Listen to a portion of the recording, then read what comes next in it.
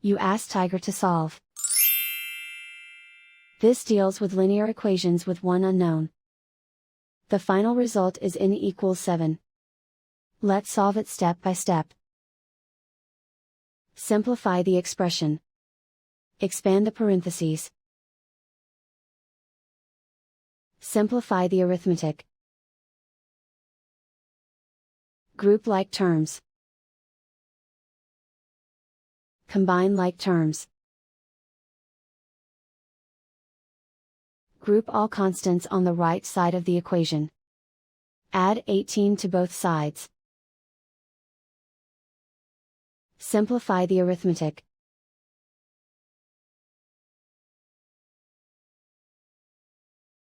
Isolate the n. Divide both sides by 4. Simplify the fraction. Find the greatest common factor of the numerator and denominator. Factor out and cancel the greatest common factor. And so the final result is n equals 7.